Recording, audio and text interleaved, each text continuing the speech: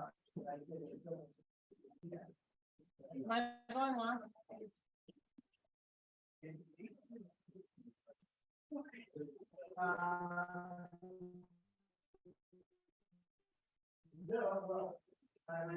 you so much for joining us. Please sign in and we know something.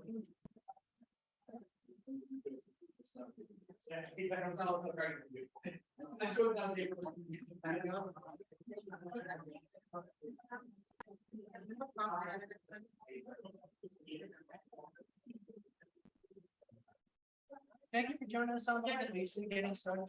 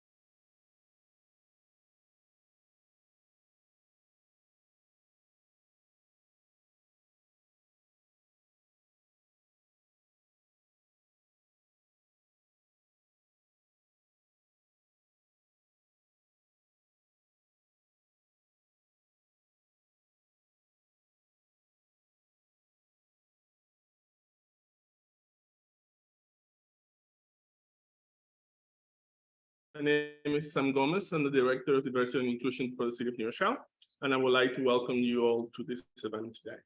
To start, we will have Ms. Iris Carrasquillo, Director of Federal Contracts Unit for New York State Division of Human Rights. Buenas tardes. How many of you know? I mean, how many of you know, did you guys hear my number? We all understand? Okay. Perfect. Okay, everybody, look at that, go over, because I can go back and forth. Okay, so I wanted to do first because the commissioner was here. Commissioner Maria Enzaga, she has to be work and safety event. Before I start giving you my goals. Good evening, everyone. Welcome. Thank you. I was gonna say bienvenidos, but everyone speaks English, so welcome. And I'm so grateful to be here. It's such a beautiful space. I went outside and I saw the civic paints or really the paints and then the yoga. It's just a very special place. And I'm grateful that you welcoming us into your space. I have the honor of serving as the Commissioner of the State Division of Human Rights. I feel like it's a blessing that I have this role. Prior to being the Commissioner, I worked in White Plains as the CEO of the YWCA, White Plains Center in Westchester. So in some ways, I feel like I'm coming home being here. Because I live in Yonkers and I work in White Plains. We did a lot in Rochelle, so I feel like I'm coming home. I want to thank Jackie, Lucina, and the United Community Center for hosting us tonight, and also to thank Sam and Rochelle Pride for helping us make this program possible. We appreciate your partnership. I also want to thank our partners at the U.S. Department of Housing and Urban Development, as well as the panelists from Westchester Residential Opportunities, Westchester County Human Rights, and also Legal Services, Westchester Legal Services. Hudson Valley. For those of you who are unfamiliar with the Division of Human Rights, we're the state civil rights agency. We have a beautiful mission. Our mission is dedicated to eliminating discrimination, remedying injustice, and promoting equal opportunity, access, and dignity through enforcement of the human rights law. Our vision is a New York State free of discrimination where everyone could fulfill their potential and participate fully in the life of the state. Housing is key to every New Yorker fulfilling their potential, and it's the foundation for a successful life. If you don't have a home, you can't do many other things. All starts with a home. The neighborhood we live in has a fundamental impact on the doors to economic opportunity, the quality of education our children receive, and even access to greater healthcare options and better healthcare outcomes. Too often, the barrier to living where we want is housing discrimination. It could be based on our race, or who we love, or our gender identity. EHR, as well as the panelists that you will hear from tonight, are dedicated to achieving equity in housing and removing barriers caused by unlawful discrimination. Before I turn it over to Sam to start the conversation, I also want to thank Dina, Iris, and Maddie who work at EHR. Actually, Dina told me today that this trip to New Rochelle is 1,000 miles, 1 week that she's been around the state. Thank you very much. Iris? How many are you? Let me give you a background about me. I've been living human rights for 21 years. I'm sorry. You've been taking names so fast. I'm gonna say, just call me Iris Carrasquillo, and I have been with the New York State Division of Human Rights for 21 years. Before I became the director, I was an investigator. So I have a few thousand cases under my belt. And actually just investigating discrimination complaints and housing. So when we talk about discrimination, can somebody tell me what's the first thing you think about? Come on, race, race, race. What else? That's it. In color, Okay, that's disability, disability, what? economic, We don't cover economic. Right, yeah, that's separate. yeah, give us time. Gender. Yeah, he's very good. Okay. Sex. Familiar status. Also very important. A lot of people don't realize that when it comes to familiar status, you go to rent an apartment and they say, oh, it's to measure how many persons live in an apartment, even though they have 5 kids, because the living room is just not for furniture. It could be a bedroom.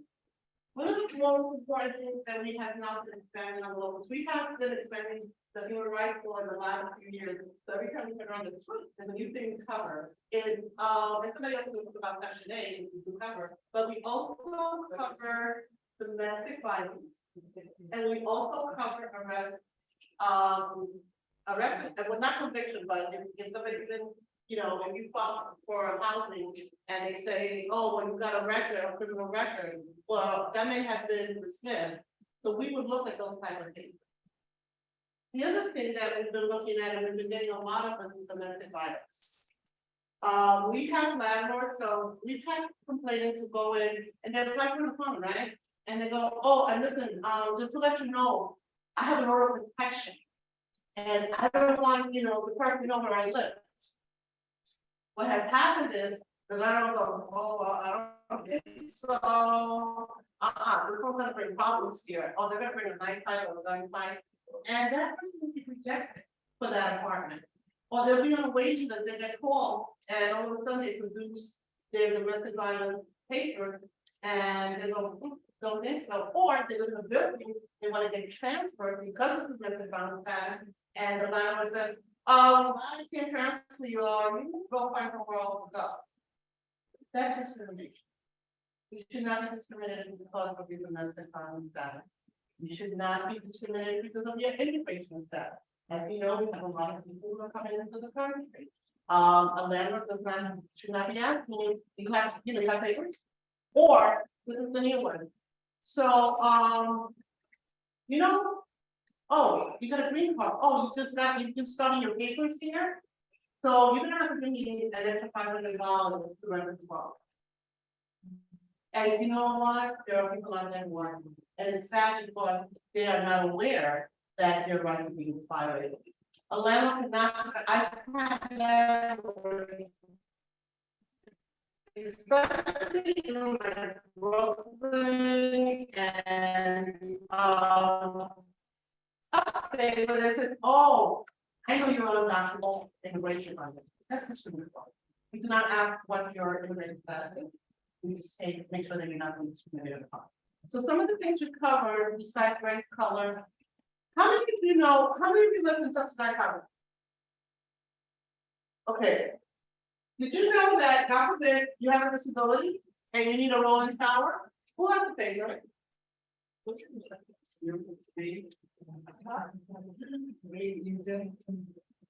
So when you are living in high property, a lot of the accommodations you may need are covered by the tax. Because that building is subsidized and getting monies in order for them to do the transfer, or you may need, bars in the bathroom, you may need the cabinets lowered. And as we get older, we start appreciating all these reasonable accommodations, and we want those cabinets a little bit lower, not high, lower. So realize that if you are disabled or you have a child with disability, so here's something interesting we're seeing a lot of right now. We have children who are autistic, who are some of them are very loud and they make a lot of noise. A lot of landlords will lose their fight of that tenant because of the child. When we investigate those cases, what we do is we kind of go, listen, let's try it out. Let's try to fix this. How about if you put soundproof? What about rugs? Because the landlord should give you the opportunity to abate the situation with the child prior to trying to evict. Okay. So there's a lot of things that when we think of discrimination, we kind of think of race. Notice what I asked when I first started, right? Race, color, that was very good because a lot of people don't think of color. Disability, sex, But a lot of people don't even think about national origins. You will have cases where, how many times have you heard, well, you know, that building, we'll tell you about that building, everybody that lives there is bad. They're not letting nobody else in there. We will investigate those cases, especially if you follow the complaint with us, and we look to see that, hey, you had 20 empty apartments, and all these people applied, and you only took in just Hispanics. What happened to the whites and blacks? So we are a law enforcement agency. We do not take silence. We are a fact-finding agency.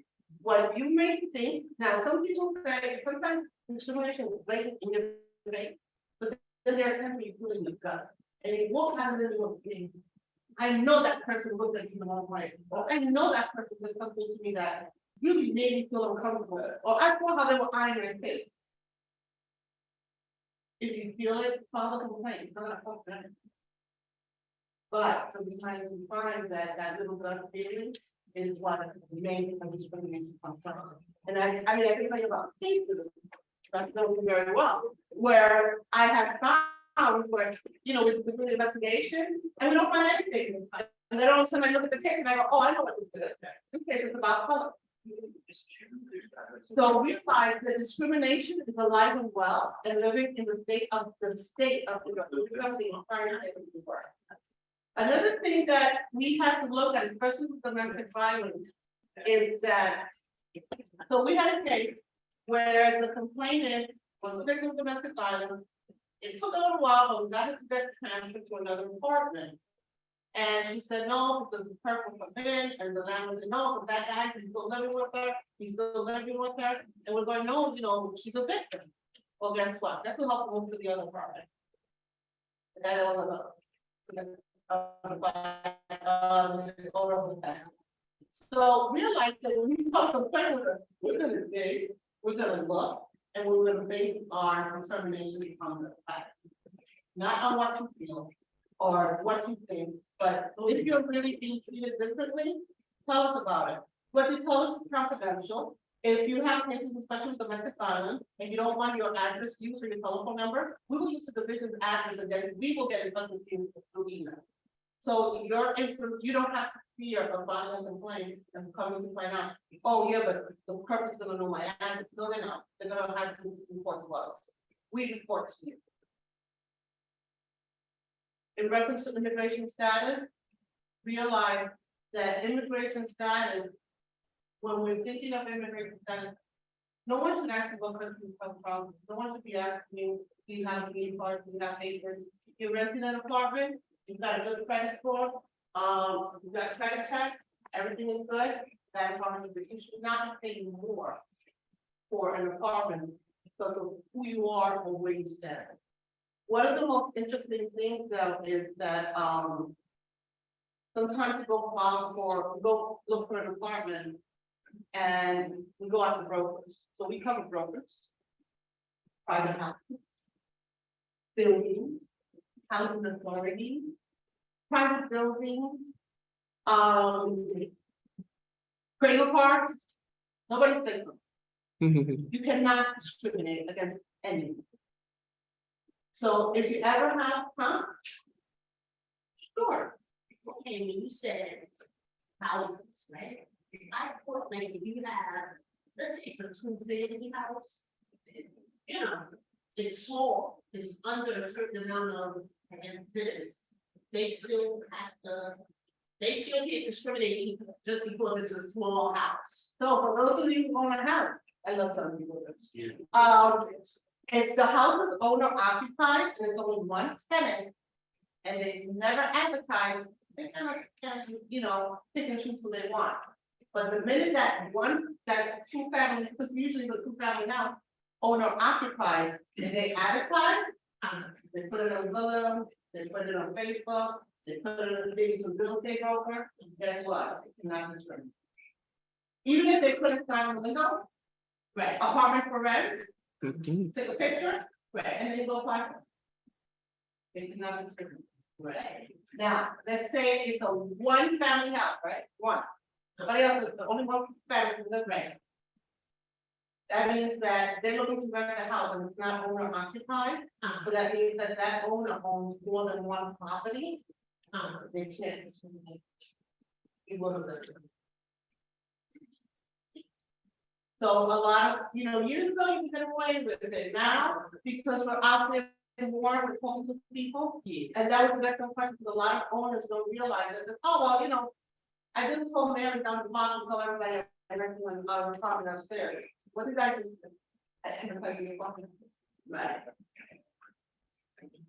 Okay, and a lot of owners will turn around and it's like, so you have to understand also that when you apply for especially private houses, you apply for an apartment, this is depending on the income, first come, first served basis.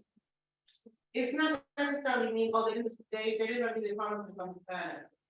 No, it could be that they had somebody who was willing to pay the rent, or who had their kids were filled out before you did, and therefore that's why you did the apartment. Right. So you took 2 extra days, but that's what the 2 extra days cost. Right. So we're very straightforward. There's, like I said, we don't take sides. And we're also not loud, so I'm saying that thing, get out of here. I'm gonna open the name. But a lot of times when we're conciliating cases, sometimes we actually tend to, we can get somebody money. But it's not that you're getting cash because you can get cash. It's because you may have suffered some harm. Maybe, because they illegally evicted you or some kind of discrimination, or they did something, we go, okay, so what was your harm? Well, I had to pay for moving. I had to pay for this. I had to stay in a hotel, and we will actually always be so busy. So there are different ways that we look at cases, and we look at our cases not as a whole, but on a case by individual basis. Do you make understand what we do? Guess what? You file a complaint, we're gonna see that as stuff. I said, you go to the me have stuff. Oh, I didn't let you see it about, I figured it out a lot. You guys believe it? I just want to interrupt. So that we're gonna follow up with questions after the end. Okay, so I'm gonna keep it short because you have to be more speakers, and I know there's one, I can only come back and talk more because that's all. But I just want to give you an idea of what's out there, and do not be afraid to follow complaints. We take the hit. It's not when you start complaining, then it comes a retaliation. Oh, so it comes retaliation. So let's say you file a complaint. Now, let's say you file a complaint and we find no probable cause, right? Now they're trying to retaliate against you, so now we're going to file another complaint. That's what we're doing. So, yeah, good. And even witnesses, right? They retaliate against them, they do all. Oh, yeah, but that's what we find people's right. Thank you, Miss. Yo, aquí está la traducción en español. No todos aquí hablan inglés, okay. Perfecto. Thank you, Ms. Carrasquillo. Very informational, a lot of information that I didn't even know, so it's great to hear.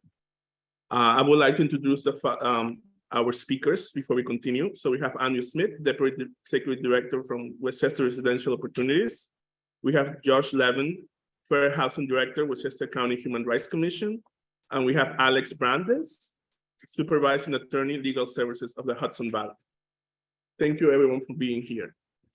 Before we continue, I would like to call Lucina from the United Community Center of Westchester to say a few words about all the great work that they do here.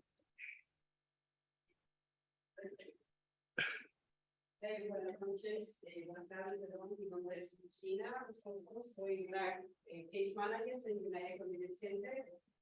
United Community Center es un centro comunitario para la comunidad hispana, inglés, hablante, black people, white people, whatever. Tenemos muchos servicios aquí, los cuales pueden mejorar servicios de housing. Ayudamos a llenar aplicaciones de housing, ayudamos con los tenants, ayudamos en contabilidad, ayudamos a recuperar salarios robados para los trabajadores en comida y medio. Okay, it's gonna be in a minute. Yeah, she been for 7 years. My Spanish is not that good. No, we're gonna learn from the yeah. For those of us who don't speak Spanish. My name is Cecilia Esposo. I work here in the United Center as a case manager. We have a lot of help for our community, black people, white people, Hispanic people, no matter. We have people with housing, when the tenant comes in our community, we have people with that, we have the workers, what you say, workers, they labors when they don't get paid, we have to get a collection of wages. We have a immigration service here, we have to fill out any application for immigration, employment application, we have petition, citizenship. We do here a kosher class for workers. Right now, we have a class for all week here right now. We do computer class. We have a new, what we call between friends, that's ladies that have domestic violence. And right now, we do yoga with them, but they need yoga. We have our class with people. Today, right now, we don't have that in the class. Yeah, we have legal services all day. Service here is free. We only charge for the immigration fee. Time for what? I'm sorry, Time for what? for immigration service, not all of them. Because right now we have a lot of people who new arriving, we have them free. Yeah, we give them with the asylum, we have them to figure out application for employment. And that we are this is free. And we here we have computer class and English class. Now in the summer we will start the art class for kids, like a little summer camping. And we have here a plan with insurance free class. And we have a level. And right now in the summer we have festival, the Hispanic Festival, and the coordinator for that program. So we invite a lot of students in July 9, in case for that class, we're gonna have food. I'm gonna have we're gonna have food, we're gonna have a lot of vendors, not profit, we're gonna have right here. No, so in case for that class. We are the coordinator, case for that class in Baja. Yeah, that's. Oh, back, Yeah. nice. I'm sorry, but maybe somebody can read you. And why the question? Thank you very much, Lucina. Definitely. Yes, thank you.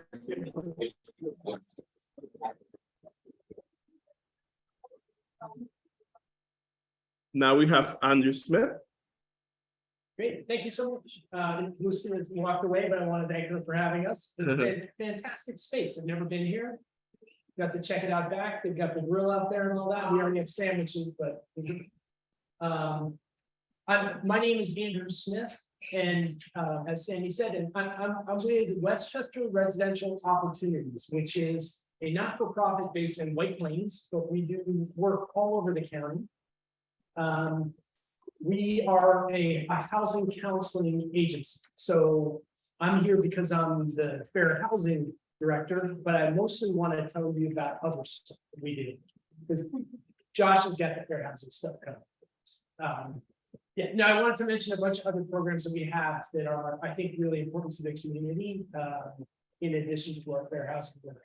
We do eviction prevention counseling, which is funded by the County Department of Social Services. We have money that we can make available to help cure rental arrears or utility arrears so that people don't get kicked out of their apartments or have their utilities shut off on them. We have a mortgage foreclosure counseling program that if you own your home and you're having trouble paying your mortgage, we have counselors who can actually, they are not lawyers, but they're allowed to go into court represent you in court and help you work with the banks to come up with a modification or some other arrangement to hopefully keep you in home. And a couple other programs we just started. This is, I got a little like hand card over there. You see the blue guy. With Habitat for Humanity, Westchester. We're doing an aging in place home repair program. So this is a program that's available to seniors 62 and up who are below a certain income threshold, which we can talk about more. It's called 80% of the area median income. And we can fund projects that are going to help keep them in their homes safely as they age and become, have some mobility issues, things like that. Right now, the grants are limited to $5,000, so they're pretty small projects, but we're hoping that's going to increase over the course of this year. I'm not sure how much it's going to be, but hopefully a little bit more, so that we can do big projects like installing a chairlift or a ramp or things like that that are going to keep someone. This is for homeowners. Yeah. Okay. I was talking to the ladies in front row about affordable housing. So we are working on marketing affordable housing throughout Westchester. And as I drove right by one of the projects we're going to be working on, which is High Garden Tower. It's 11 Garden Street. That's where I'm thinking.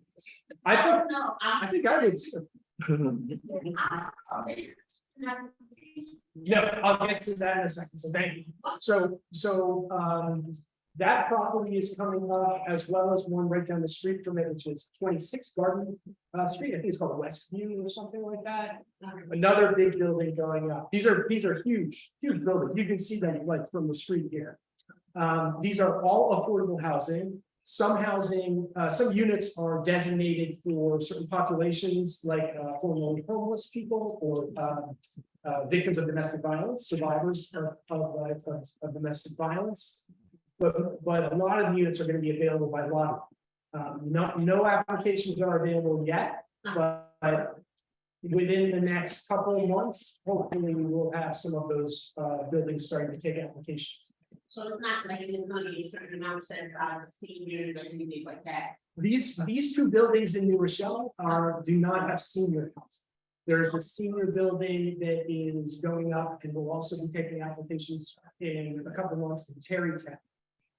That's 55 and up. It's the old YMCA site. There are two buildings coming up in Yonkers as well. Yeah, these are all big buildings, lots of opportunities. They're all they have rents at various levels and based on various income levels. So Keep it like it is. yeah, you don't have to be a senior. I mean, You don't have. you don't have to be a senior. You can apply for It's an affordable housing. yeah, So you have to live under some amount. right. I guess. Exactly. So it's a Goldilocks thing, right? So affordable housing is kind of not affordable to everyone, right? Exactly. Of course, we live in Westchester, we know that. So you have to make below a certain amount to qualify for it. That's the legal stuff, right? But then you also have to make enough money that you can afford the rent. So you have to be in that like Goldilocks zone where you're, and it's usually like a range of $10,000-15,000. It's a pretty narrow range, but because they have units at lots of different income levels, you're probably you might well find one of those little like spots that you fit into. So these are all brand new buildings. They're fantastic. I mean, you look at these places, they have gyms. Yeah. They're trying to keep it under wraps, but they're all going to be. Yeah, there are some pictures. When we start taking applications and marketing the buildings, we will do so on our website. It's called affordablewestchester.org. And who is the owner of these areas? I'm sorry, if we could just hold the questions towards the end, so we get all the speakers a chance to talk. No, it's no problem. I'll breeze through the rest and then we can and I'll pass it on. Okay, so that's affordable housing. The other thing I wanted to talk about is home ownership. we run a first-time home buying program, which is it's an educational program to teach people how to become a first-time home buyer. One of the things that the counselors in that program are doing for the city of New Rochelle is running a down payment assistance program that is the best deal in Westchester. This is only in the city. It's from the city of New Rochelle. You have to be a city resident and you have to be buying a home in New Rochelle. And then you can qualify for up to 19% down payment assistance on purchase price up to $594,000. So that's now you have to be able to afford it, right? You have to be able to afford it. You have to qualify for a mortgage. You have to be within a certain income level. These are income level. You have to be below 80% of the income. There's a couple other requirements for it, but it is the best first-time buyer down payment assistance program in the county by far. It's, I'm gonna say, you do the math, it's like $100,000 plus that the county, that the city's offering. And it's a loan, but the loan goes away in 5 years. Right. So it's, as long as you stay in the place for 5 years, it's free money. Great program. I have, I've got some of the brochures for it out there, and as well as there's some orientation programs, things like that, that the staff at my shop are doing, coming up in English and in Spanish, fully bilingual. Yeah, all right, I'll stop. It's not. You think that loan doesn't need to be paid back? So it is a zero interest loan that I'm looking for the right word. It self-extinguishes over 5 years on a sort of 20% a year basis. So it's a great deal. Great deal. Thank you, Andrea. Now we have Josh Levin. Thank you so much, Sam. Good evening, all. Can you hear me in the back there? Yeah. Wonderful. I'm gonna stand because I sit too much during the day. So I'm the Fair Housing Director for the Westchester County Human Rights Commission. You've already heard a little bit from Iris about what the State Division does, but Westchester County Human Rights Commission is a separate agency, but we do very similar work, right? So we're not gonna get too much into the process, but like the State Division, our agency is a government one, and we are charged with investigating allegations of discrimination. So, for example, we have day laborers who are being taken advantage of because they're not US citizens, because they're Hispanic. There may certainly be some Department of Labor issues, but there certainly may be some cases, some complaints that can be filed with our agency. Tonight, we're going to be focusing more on housing. And as you saw from Iris, we can talk for a really, really long time about this. Usually when I do this training, it takes about 2.5 hours for me to really get into that. We're not doing that tonight. Tonight, we're going to be kind of skimming the tip of the iceberg just to give you some highlights of things to think about, right? But under the fair housing laws, there's about race, sexual orientation, your citizenship status, if you're a victim of domestic violence, your gender, things like that. We're not going to be focusing on just a couple of those, just because I think that they're very salient and they're important for us to focus on, right? So one of those protected classes is your source of income. Your lawful source of income is protected every bit as much as gender or race or your religion. Meaning that a landlord can't say, I don't want to take Section 8.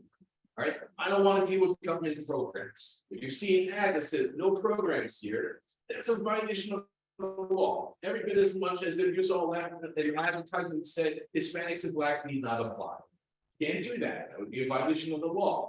Saying no programs would equally be a violation, right? But it's not just about Section 8. It's not just about government subsidies, although those play a big part. If you go to purchase a co-op, you're looking for the affordable housing, and they say, no, we're not going to really consider your child support payments because we know about those ex-spouses. Sometimes they're deadbeats and they don't want to pay the child support payments. That would be an act of discrimination. They can't disregard a lawful source of income because they don't like it. If it's a legal source of income, they have to consider it. And if they fail to do that, that could be a violation of the laws. Now, that's not the same thing as saying you don't make enough money, right? They're allowed to look at your level of income. They're allowed to look at things like your credit history. There are some exceptions, but in general, you're allowed to look at your credit score, your credit history, and can you actually afford it? That's different. But they can't say, I'm not gonna pay attention to this lawful source of income, and lo and behold, now you can't afford it because I disregard of it, right? Every bit as much with an act of discrimination as if they said, no, Catholics, we don't like you, don't follow.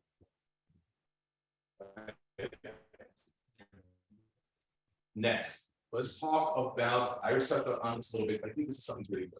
Now, when somebody who has a disability, sometimes they need an exception to a policy or a rule or a practice of the community because their disability needs it, right? It's not that they just want it, they have to have it. So you may live in a building, for example, that has no animals, but if I'm blind, I have a seeing eye dog, landlord has to make an exception.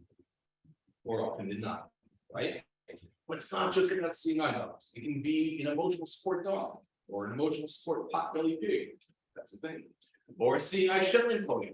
That can be a thing too. Or an emotional support cat or something along those lines. If there is a disability that requires a thing, it is reasonable under the circumstances, your housing provider, board, board, landlord, may have to allow you to have that exception. So we're talking about a reasonable accommodation. That's all it is. It's an exception to a policy or practice or rule because the person with a disability needs it. It's not about giving a person with a disability anything that they want because they want it, so give it. That's not what the law requires. The law says if you have a disability and you have this need, and under the circumstances it's reasonable to do so, then that exception should be made. Now, a reasonable modification is when there's a physical change in the structure itself, like a ramp has to be built, or the doorway has to be widened, or the kitchen cabinets have to be lowered, or something along those lines, right? The important aspect to understand here is if there's a physical change inside your unit, right? If you're renting, we're not talking about public housing is a little bit different. Come back to that, I'm sorry to touch on that. If there's a physical change inside your unit, the cost is to you. You have to absorb the cost. The landlord has to allow you to make that change if it is reasonable and if your disability requires it, but the cost is to you. There are some grants to the state that are to be had. There may be some grants to the federal government that may assist you to get that, but ultimately you would be responsible for removing the bathtub and installing a wheelchair accessible shower, for example, right? And the landlord can ask you to return the condition of the unit to what it was before once you're leaving. But this is important. If there's a physical change in the structure in a common area space, right? There are stairs leading up to the main entrance of the building, and you're in a wheelchair. You don't need a ramp to be constructed. The cost is to the housing provider, to the landlord, the co-op board, the condo, right?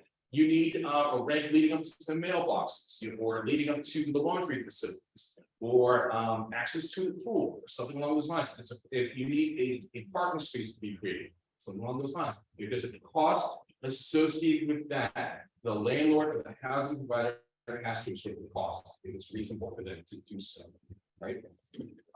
If you're in public housing, then all the time the cost is always going to be to them. It's always going to be to the public housing, whether it's in your unit or outside of it. All right, and certainly if you have any questions, I'm sure you do. We're going to hold those off for a couple of minutes. We'll address those. The last thing I want to touch base with you on was really part of the plan, but I want to make sure that I touch base with you on this too. Oftentimes, we've all heard about sexual harassment in the workplace. I'm sure if you're working anywhere, you've all gone through training, the state requires, you all get trained on sexual harassment. But sexual harassment in housing would also be a violation of the law. Where we've seen that before is where the landlord has come up to their tenants. This happened a lot during the pandemic and saying, hey, I know you're furloughed. I know you can't afford rent right now. You have some arrears. Maybe we can work something out. Nudge, nudge. Sometimes it's not even that subtle. Sometimes they use much stronger language, much more crass language. How about after you put your child to bed, you just come up and put me to bed too? Sometimes it's not even that subtle. You use much more crass language. So if your superintendent is following you into the laundry room and showing you videos of sex acts being performed on them, right? You don't want anything to do with that. That could be a violation of the fair housing laws. If you're superintendent, every time you're passing by, or reporter, or your landlord, every time you're passing by, they're commenting on your bio, hey, nice dress, you're looking really good there. I want you to come out on a date, and you made it clear that that's not something you're interested in, but they keep doing that. That could be a violation of the fair housing laws as well, right? So if you're being sexually harassed at home, that could also be the kind of claim that you could bring before our agency. Now, again, there's so much more that we can talk about. We're going to save some questions. If you have any, I'm happy to address those. I want to make sure we give some more time for our other speaker and for your questions. There's a lot more to talk about. But thank you so much for letting me speak to you tonight. Thank you. Now we have Alex Brandis. Brandis, yeah. Brandis. Hi, everyone. My name is Alex Brandis. I am supervising attorney of the Mount Vernon Office of Legal Services of the Hudson Valley. I want to thank everyone for putting this on today. Tina, Amanda, and Sam, all the panelists, everybody who's here. It's a great event. I'm really happy to be part of it. I'll talk about fair housing, reasonable accommodation, sort of piggybacking on what John said in just a second. I just want to talk about what legal services is, what we do really quickly first. So Legal Services of the Hudson Valley is a not-for-profit law firm. So that means we don't charge our clients anything for our services. We get all our services from other sources. And we are a law firm, so we provide legal services. We have offices throughout 7 counties of New York City. And I am the supervising attorney in the Mount Vernon office, which covers primarily Mount Vernon, Pelham, and Rochelle in housing board. So we have 8 attorneys in our office, and we are in the Mount Vernon City Court and the Rochelle City Court most days, often multiple attorneys there at a time. And what we're doing generally is eviction prevention work, really for the purpose of stabilizing people's housing. And so, you know, it may be that your housing can't be stabilized where it is, and it's totally unaffordable, and you're not going to be able to stay there long term and try and figure out a way to stabilize you somewhere else if it's not possible to stay where you are. More often than not, we're trying to keep you where you are, often by helping people to secure rental arrears assistance, being sued for non-payment of rents. It's a lot of our work. Always and certainly still, we're still in this from our perspective, and landlord tenant code that came to because of COVID-related issues, and those cases are still working their way through the courts after all periods of time where evictions were largely stayed, but not all cases are for non-payment of rent. Many others are either for tenancy terminations for cause or just for the end of the tenancy. If you're in unprotected house, I think you're not in a rent stabilized unit, or I won't get into that. So we do eviction prevention and housing stability work in the local courts, working with landlords directly, with landlord attorneys, and in courts, talking to judges about all kinds of defenses, all kinds of strategies to try and keep people housed, keep people safely housed, including with reasonable accommodation. Before I get into that, I'll just say another part of what we do is a lot of people who have housing subsidies. Those are administered by agencies that are not their landlord. It's not their landlord that operates those subsidies. Particularly Section 8 programs are administered by public housing authorities.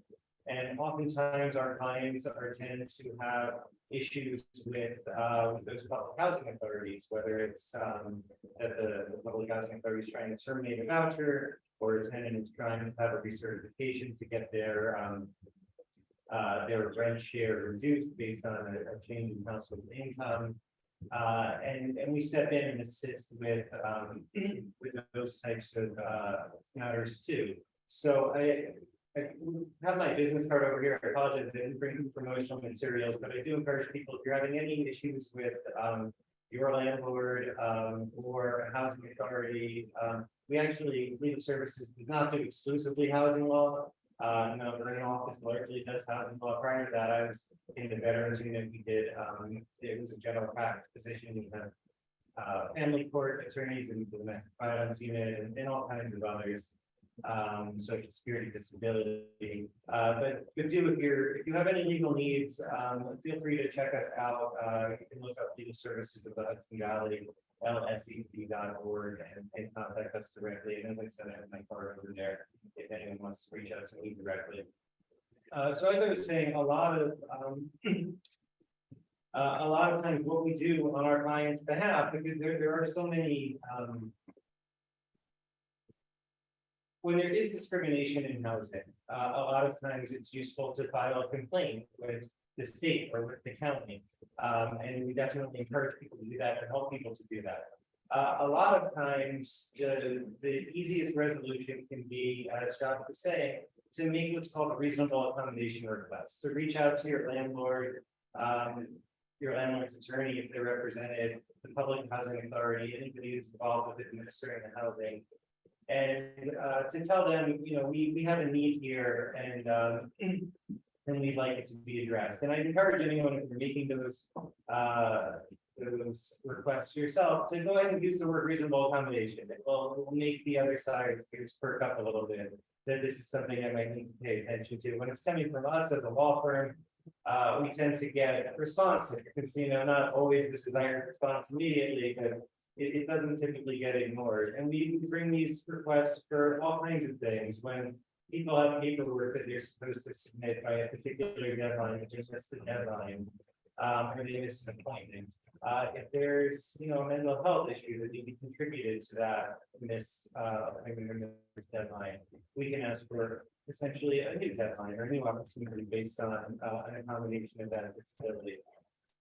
People who have had behavioral issues or even felt that they rent on a consistent basis in their units, if we can document or argue that those failures were due to a substance abuse issue, that's a disability. If the person is now in treatment for substance abuse, and if they're going to be able to correct that behavior going forward, we can essentially ask for a second chance, you know, despite the behavioral problems that we had before.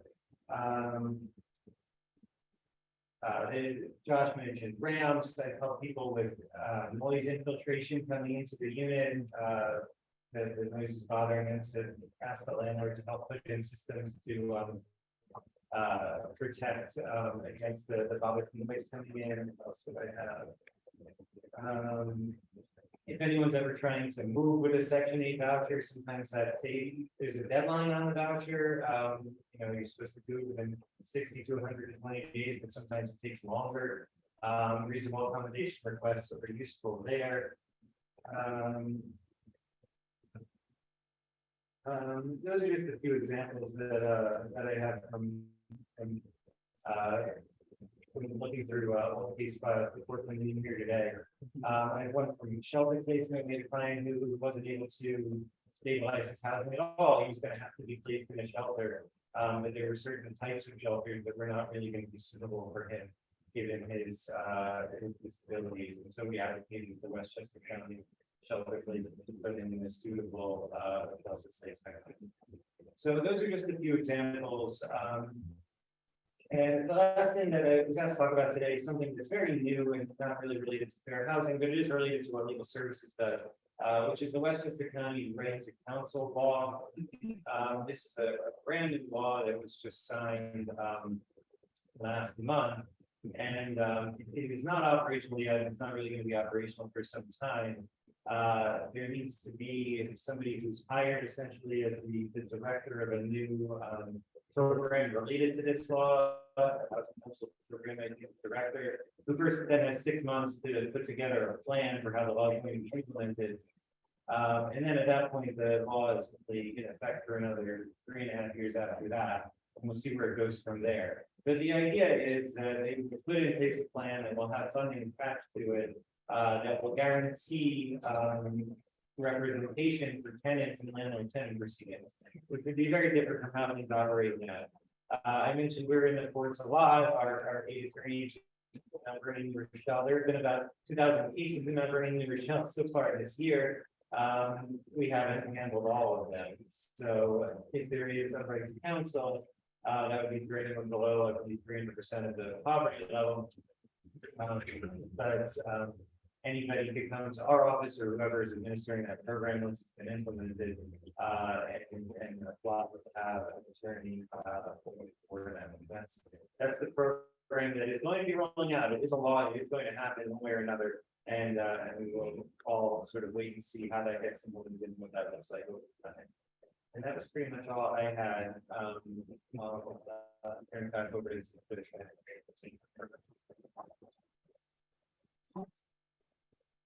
Thank you very much, Alex. Before we open it up for questions, I have one question for everyone.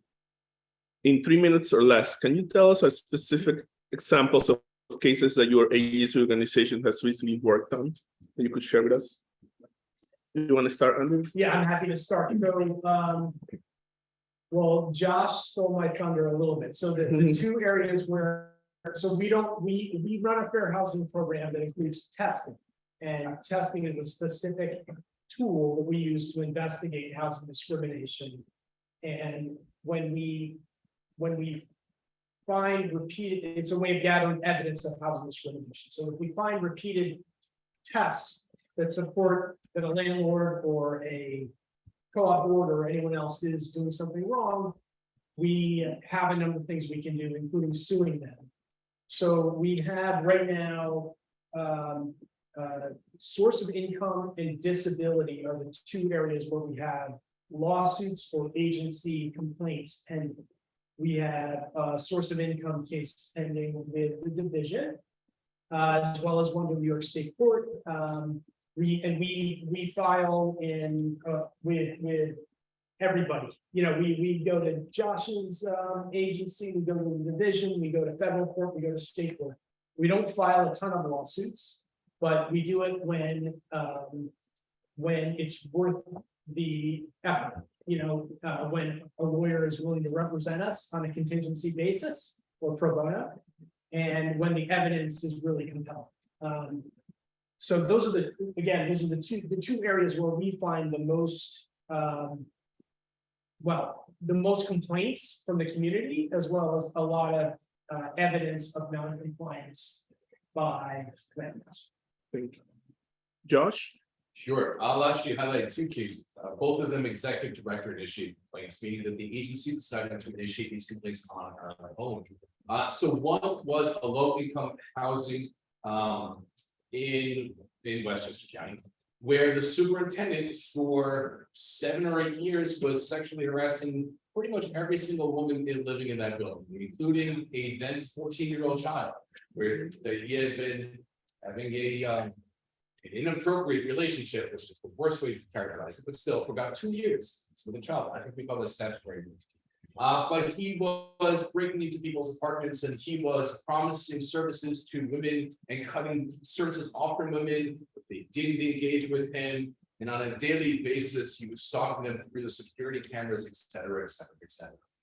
So we investigated that. We found that there was absolutely more than sufficient information. We moved that matter forward. That case is currently in federal court. See how it comes out. But yeah, that was a particularly egregious case that we were involved in. And then we've had a number of cases, but one in particular where in the cooperative here in Westchester County, where residents in this community, about 1,000 different people for about 20 years or so, certainly more than 10 years, have been asking for ramps and automated doors because they live in this beautiful community that was just not designed for people with disabilities. Once upon a time, we didn't really think about accessibility, right? We built long, beautiful staircases and heavy doors because they were pretty, but not really accessible. But the laws require that when somebody with a disability says, hey, I need this modification, if it's reasonable, you should do that. But when the cooperative board was asked time and time again for over a decade, hey, can you build these ramps? Can you automate the doors? Now we're grandfathered in. We don't have to do that. That's not a thing. There's no such thing as that. They did have to do that. They had bad advice. So after investigating, we entered finally into a settlement agreement where they ended up building ramps inside all of their buildings, automating the front doors, automating the back doors, making the garages accessible, creating a policy so now people know how to make a request, you know, where to make the request. So We see a lot of those claims based on disability, based on needing things like ramps and parking spaces, and social support animals. But in this particular case, the whole community needed ramps and automated doors. Eventually, we got them to get it constructed. Thank you. Alex? Yeah, thank you. So our organization unfortunately doesn't have a fair housing unit. I think I'm gonna leave here and advocate for us to start it. So, you know, all of our housing attorneys, as I said, are in housing court all the time with their coach practice and everything else. And when we get cases like this, a lot of times we refer people to the county or to the state to file complaints. Sometimes we help them to do it, and you know, a lot of times they will make a referral and sort of follow up with them to make sure they've done it and essentially pass the baton over. And I know that that everyone does the fair housing work for the county and the state will you know, handle those cases. But like I said, sometimes we do sort of work on it alongside them. Personally, where I have brought fair housing type legal arguments most often, I mentioned sort of informally advocating by asking for reasonable accommodation requests, and also sometimes as defenses in housing cases where, you know, if it is a for cause holdover case, somebody's being evicted because they have violated their lease in some way, or they're alleged to be a nuisance. We can essentially take fair housing law and argue that that represents a defense to these allegations and ask that the court find that that the fair housing law, under the circumstances of this particular case, prevents an eviction for these behaviors, given how the behaviors are being treated, given how the underlying issues that the disabilities are being treated at this time. And that's an argument that I made fairly frequently and with some success. So it's nice. Thank you. Iris? That's gonna be a little difficult. We didn't forget the main thing. We have, so besides the fair housing unit, that totally concentrates on housing pieces. And one of the things we're actually doing more work on is real estate brokers. We're keeping an eye on them, real estate agents. But we also have what we call a DII unit, or it's division initiated complaints of division action control, and does kind of testing or looking around to see why is, you know, why are more people being evicted from this place, or why all of a sudden, you know, these applications will strange to somebody in a different way. So to say what's really like up there, I think you take every single case as being up there, they're all important. It's really hard to say what stands out. Usually if you go to our website, you see like the big cases where we've done really good work on. And the only thing I've got to tell everyone, because we talk from state city, is that any case that's filed with the division is also being filed with us.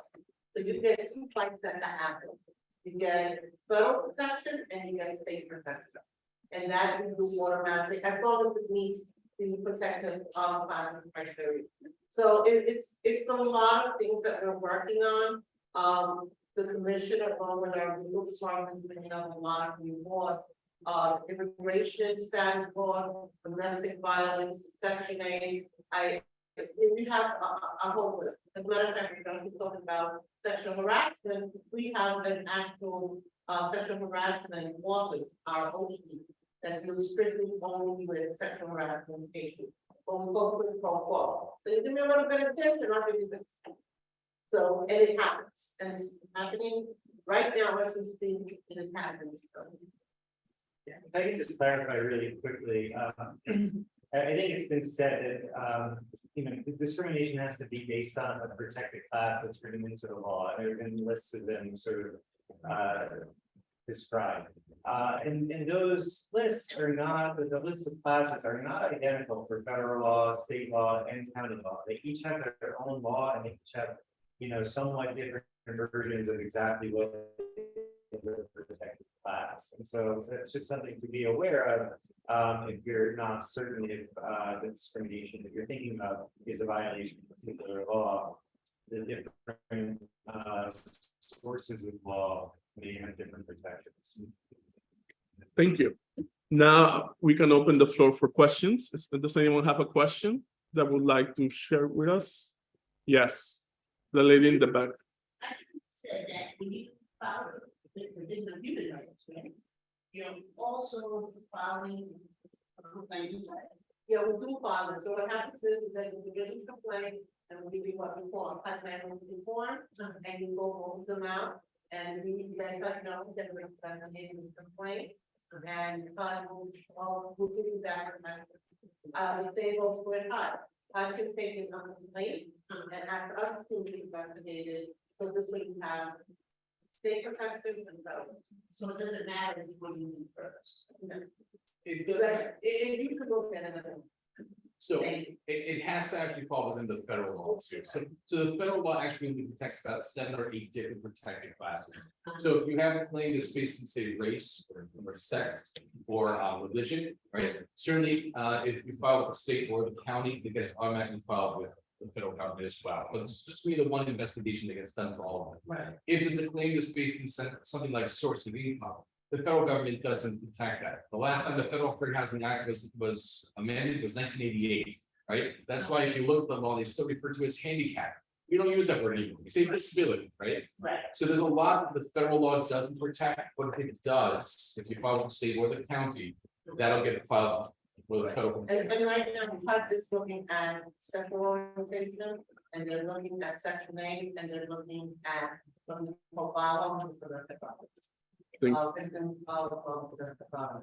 So eventually that's gonna also be able to cover it on both state and. I like that. I like that optimism. Yeah. Listen, I've been sitting in our meetings for the last year, so I. Thank you all. It's, the federal government is they're behind the 8 ball on the law, really. I mean, you look at what the state, New York State and the county have been so aggressive, proactive, progressive, whatever word you want to use, about adding protected classes, updating the law. I know the county just did a massive update of the law. So the federal government is a little bit behind the 8 ball. You know, they're getting there, it's a slow process, but they're getting Yes. Yes, Okay, my question is maybe crazy, but what I'm concerned about with my building, we have a tenants committee right now because of the issue that we're surrounding with legal built. Our problem is basically, or I just don't understand what the buildings department has to do with you. Do you are you over the buildings department, or are they considered under your umbrella, or what's the deal? So there may be complaints that bring in building department issues and also human rights claims, right? But the Human Rights Division, the State Division of Human Rights and the Westchester County Human Rights Commission, we have no real authority over what the building departments do, right? Although if they discriminate, there may be some kind of claim there too. But there may be, for example, if your building builds ramps out of plywood and, some 2x4s, they're not building proper things. The building department may have something to say about that. They may issues with trying to get your building for not having a safe environment, but that may also be a violation of the various fair housing laws, federal, state, and local, right? So we're not necessarily over having any oversight over them, but we may have claims that kind of dovetail with what the building department also is concerned about. Does that make sense?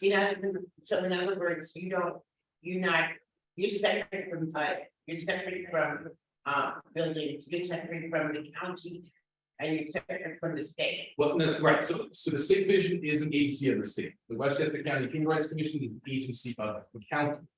The building departments are usually municipal. All right, they're like, Rochelle has a building department, Yonkers has a building department, White Plains, etc. They're separate agencies. But there may be some violations of building codes that your respective building department may have a concern with. That may also be a violation of the state law or the federal law or the county. Most likely all of them. Right? But they're not necessarily going to be the same. There may be some fire code violation. It has nothing to do with discrimination, but your building code, your building department may have something to say. Right, about how something was designed properly, but there may also be a violation of the fair housing laws. Does that make any sense? It makes sense, but it doesn't solve the problem, things are very problematic with where we're living right now. And, you don't really know who to go to. That's really, so here's the good news. You can call any one of our agencies here, State Division, our office, Legal Service Hudson Valley, WRO, and any one of us can tell you if it's appropriate for our office, and if it's not, we can direct it to a different office or to an entirely different agency that may be better suited to you. So call any of us. We have all of our cards are up there. If we can't help you, if one of our offices can't, we'll direct you to somebody that we think can. And sometimes it may be that we all can help. It may be something that, you know, legal services will represent you, and WRO is going to give you some counseling and some resources and guidance, and the State Division or our office will be able to file that complaint. So if you have any questions and you're not sure which, call us all. We'll figure it out. Thank you. All right. Thank you. And maybe it's, I mean, I can see what I want to say, but like the office manager and the police psychotic, and that's, Can I have a question with the private building or something like that? it's a stuff that, okay. So if it's a subsidized building, you can keep on with us. Well, You you can can actually look at the other complaints for one, but it's. No, that's why it's not a HUD building. Is it, No, it's not, you know, but it's not for that. Okay, so that's all the time, and they tell me, no, the building is not HUD. That doesn't mean anything, but do they take that today? Do they take subsidies? Do they certify every year? Yes, it is. You do a recertification every year? Yes, and some of the papers that I signed had hurdle. Okay, so you do qualifications, would have that 903 form, what you're gonna do is, you're gonna fill it out. 903 before. Yeah, it's on the HUD form, you can go on the HUD website, and what you're gonna say is that you need that you know, you're gonna, and it has to be individual, they don't. They told me that HUD is actually New York City, it's not. Operating, but it's Try to cover the United States of America, all 52 states. So it depended upon the Well, claim the that US Department of Housing and urban. Development, that makes the best. Sorry, so depending upon the type of claim that you have, that you're in. There may be a lot of different issues that you want to bring to a few different agencies, right? Why don't you give us some calls, right? Any one of us, and we can try to explain the property. why I'm bringing it tonight. Because I wanna know, I'm trying to get educated. So if your building, for example, is being taken over by mold, right? There may be some building code issues there, there may be some issue that you need an attorney for, that may not be something for an agency like the Human Rights Division or the Division. But me, right, if your building is blacks being treated differently than Hispanics, or people of color being treated differently than whites, that's the kind of thing that you could bring to one of our agencies. It's a pervert coming to your door. So, right, so there may be some criminal actions going on, and so there may be some other agencies like contacting the district attorney's office, or the United States, or the New York State Attorney General's office, right? There may be a number of different issues that you have that deserve to go to a few different agencies. Right. What I would suggest, rather than getting into it too deeply tonight, because we want to open up for other questions, give our agency a call. Yeah. Choose one, anyone, all of us, we're all good, and we'll figure out if we are the proper agency for you, or if you should go to some other agency. Figure it out together. Thank you. Any other questions from the floor? Yes, ma'am. Don't be shy. You guys mentioned source of income. Now, if somebody comes to, because I work for an affordable housing corporation that takes low income housing tax credit. Now, someone comes to me, I get paid cash, I can give you a letter from someone, but the employer won't fill out an employment verification or anything like that. And we deny them because we can't really verify your income. Would that be considered discrimination? That's a great question. I mean, so I guess a couple of things to think about, and these guys can jump in. So lawful source of income, you can't discriminate on the basis of the type of income as long as it's lawful. But you are allowed to require documentation and evidence of whatever that income is. If someone, you're not the tax authority, if someone's income, if someone makes their money in cash. It's not your job to worry about whether they pay taxes, although it's a good question, but it is fair for you to ask for proof. Some documentation about how that is how they make that money, and that it's gonna be a regular source of income. So if they just have a mysterious, Venmo payment of $200, and they can't tell you who it came from or why, you have every right to be skeptical of that. Okay, and I'm just gonna ask that, so, we got a lot of things, I know exactly where you're coming from. So basically, if your policies and procedures say that in order to rent an apartment in that building, they have to have X, Y, and Z, that person is gonna have to provide X, Y, and Z. So let's say they provide all the paperwork, but they usually can't afford to rent like $20. They can turn around and say, well, I have a guarantor. That's considered a source of income, but then you deny them because they couldn't pay that $20, but they had a guarantor. That couldn't pay that $20, then we probably look into the case. Yeah, and I think, so we deal with this on in our other programming, eviction prevention, or anywhere where you gotta prove that somebody can pay their rent the next month, right, or their mortgage or whatever. And there's lots of creative things you can do in terms of we have people who, their mom gives them $100 every week. Great, I mean, as long as she sends a letter or, signs a letter that says, I give my daughter $100 every week, I deposit it directly into her account or whatever, and I'm gonna keep paying it as long as she needs it. We'll take that as evidence, that is a source of income. Yeah, We'll we take would accept the letter from the mom and send her verification, but someone who just, somebody writes a letter saying they work for me, but when you send them the verification, they don't want to fill it out. The only reason I'm asking, like I said, I work for the Affordable Housing Corporation and we do get audited by the state. So when the state comes to audit us, they look in the file and they're looking for, okay, you just got this letter, there's nothing else to verify that income. So what if they say, oh, you're discriminating because I'm getting paid cash off the books? Yeah. Well, so, yes, so to that end.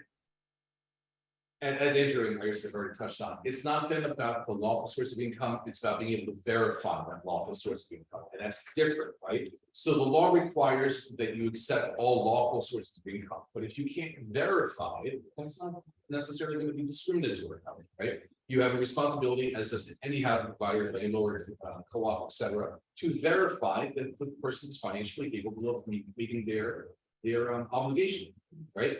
So if you can't verify it, that's different. Now, if you're going to say, I'm not going to even consider that, that's maybe something different, right? Right, that would be problematic. If you just said, well, I want to see a W-2 or I'm out, we're not going to consider you, that would be problematic for a number of reasons. But I think you do, and I'm sure you guys, you're in this to help people. I know. So I'm sure you do this. Yeah, there are people, you have to work with them. People have unconventional forms of income. And you have to, they have to work with you. But sometimes you have to work with them to figure out how to document it in a way that satisfies you and your funders, your regulators, but also kind of gives them credit for the income that they have. Because we do get like regular labor, some of them get paid half, some of them get paid half in cash, half in check, but the employers do fill out the verification. So that was just my one issue, like I've had people come, oh, I get paid cash, but my employer is not gonna fill it out. Right. So, I mean, I can't verify it because you can't give me anything to verify that that's what you made. And that's a lot of them don't file taxes because it's cash. right. So that's a great, that's a great instance where, it's not, again, that doesn't make it illegal. The source of income is not illegal, but the tax fraud is. So if the employer is not willing to give the verification because they're committing tax fraud, that means the employee is probably committing fraud as well. So you're in a position where you can't really solve their problem, but it is, it's also tragic because you have someone who maybe they can't afford the rent, they do make the money, but the employer is just not gonna write the letter because they don't want to get caught. And it might not be an awful source of income. That's a possibility as well. They're not protected. Right? We have time for one more question from the floor. If anyone would like to ask a question. covered all of Fair Housing so well, nobody had questions. We're awesome. You're experts in it. Very efficient. So I would, uh, Let's do that. I would like to thank everyone for coming. Thank you to our panelists. I hope everyone enjoyed it's a lot of great information. So everyone give them a round of applause. Thank you so much for having.